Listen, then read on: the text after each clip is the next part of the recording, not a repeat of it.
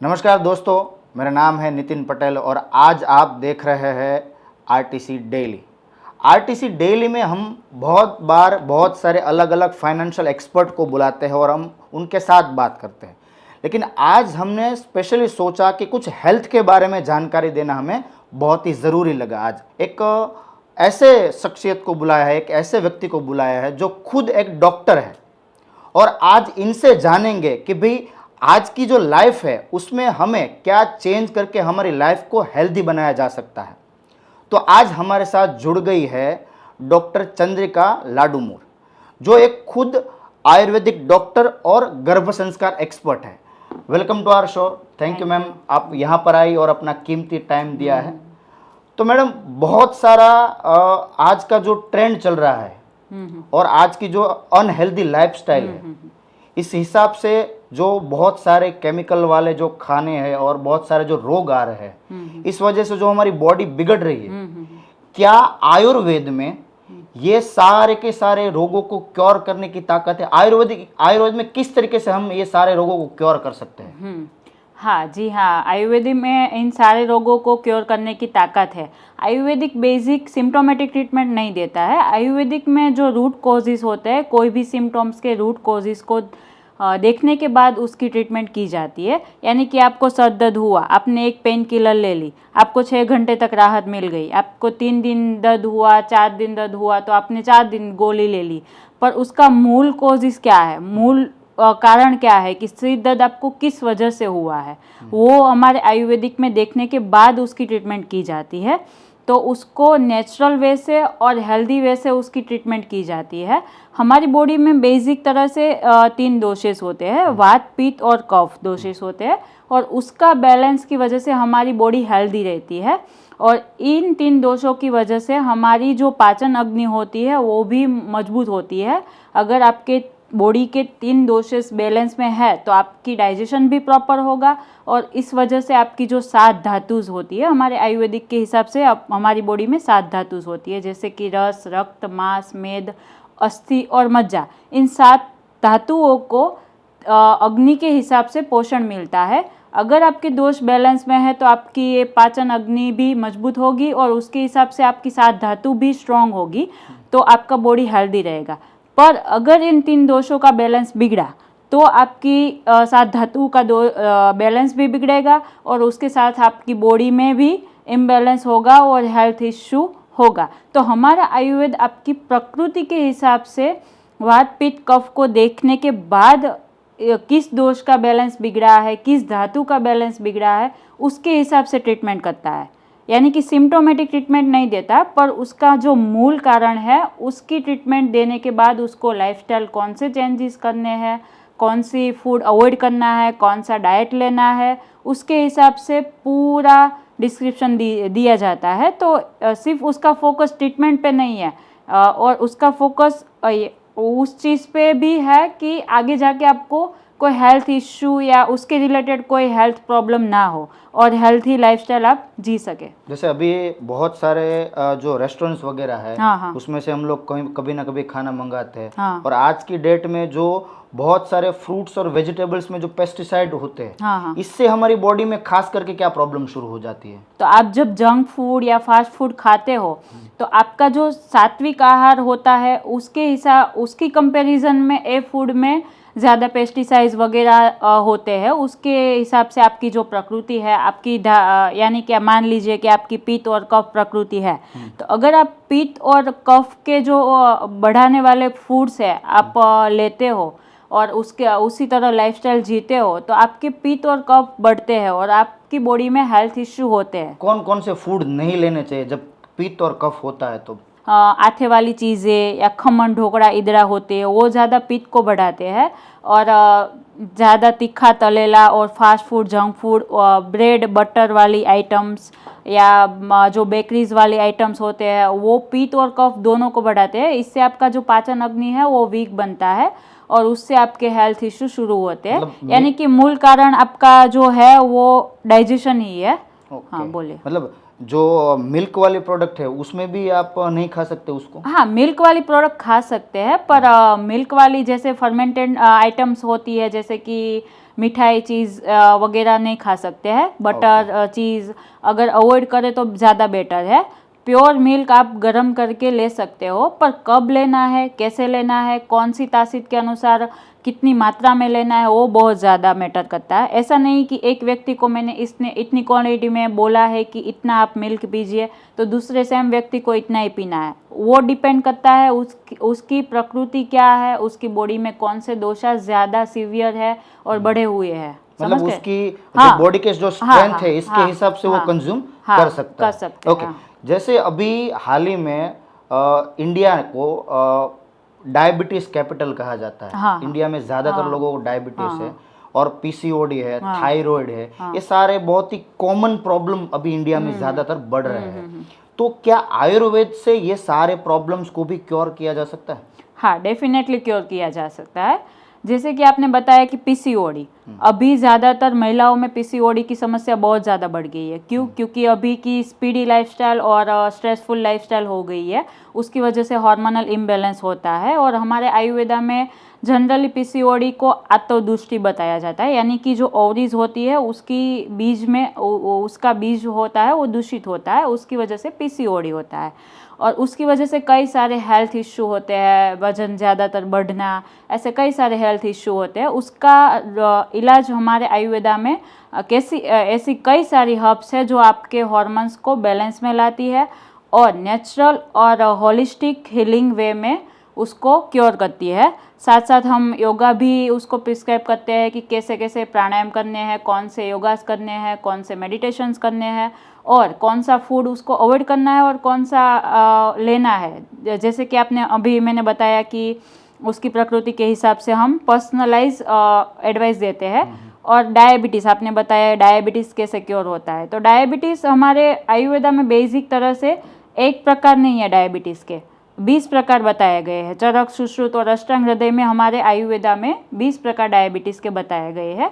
उसका main reason है कफ दोष और मेद धातु की दुष्टि होना, यानी कि कफ दोष का प्रकोप होना, उसकी वजह से मेद धातु बिगड़ती है और उसकी वजह से डायबिटीज़ होता है। और मॉडर्न वे से देखें तो जब आपकी बॉडी में पेनक्रियाज, हमारे बॉडी में एक अंग होता है उसको पेनक्रियाज बोलते हैं, उसमें से इंसुलिन रिलीज होता है।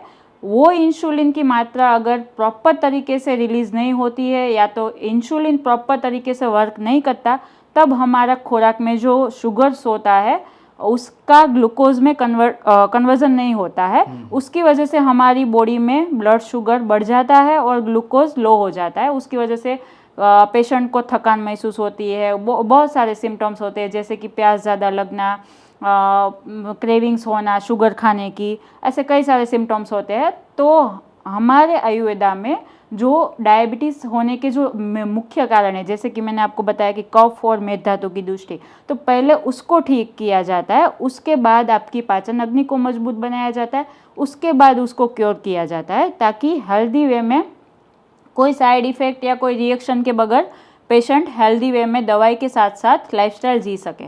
तो चंद्रिका जी, आज की जो लाइफस्टाइल है, अगर उसमें हमें हेल्दी रहना है तो पूरे दिन के दौरान हमें क्या करना चाहिए? हमको हमारे दिन की शुरुआत अर्ली मॉर्निंग से करनी चाहिए। अर्ली मॉर्निंग में आपको उठना चाहिए, उसके बाद तुरंत आप गुनगुना पानी लीजिए, उसमें थोड़ा सा ऐसा लगे तो नमक डालिए, लेमन जूस भी डाल सकते हैं, सुबह में पिए। आपका उससे आपका पाचन अग्नि मजबूत होकर आपका जो स्टूल है टॉक्सिन से वो निकल जाएगा। उसके बाद आप प्राणायाम, जिम, योगा जैसे भी एक्सरसाइज कर सकते हैं। जैसे कि आप जिम भी जा सकते हो, और अगर जिम भी आप नहीं जा सकते तो घर में भी आप डेली 10 सूर्य नमस्कार से स्टार्ट कर सकते हैं।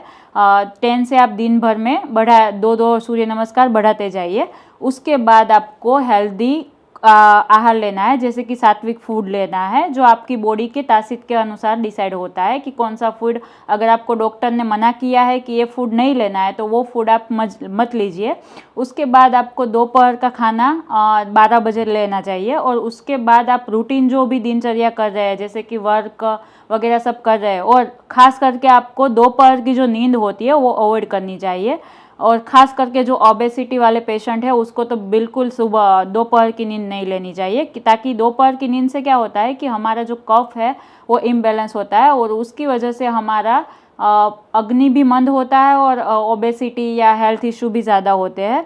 उसके बाद आपको शाम को बन सके उतना जल्दी खाना चाहिए, जैसे कि 7 बजे से पहले आपको खा लेना चाहिए और एकदम लाइट फूड खाना चाहिए, जैसे कि खिचड़ी, चावल या पौवा ऐसे ही खाना चाहिए। रात को बहुत ज़्यादा हैवी फूड मत लीजिए, क्योंकि रात को आपकी जो डाइजेस्टिव सिस्टम होती है वो ज़्यादा वीक होती है और उसकी वजह से आपका जो भी फूड लेते हैं उसका डाइजेशन इम्प्रॉपर होता है और ज़्यादातर लोग खाने के बाद सो जाते हैं 9 बजे या 10 बजे। हमारे सूरत में या अभी की लाइफस्टाइल जैसे चल रही है कि लेट नाइट वर्क करना, लेट नाइट वर्क का प्रेशर होना, उसकी वजह से लेट 10 बजे या 11 बजे खाते हैं और उसके बाद सो जाते हैं। उससे क्या होता है कि उसका जो डाइजेशन प्रॉपर नहीं होता और फूड वैसे का वैसे ही रह जाता है और उसकी वजह से कई सारे हेल्थ इश्यू होते हैं। ओके, तो ये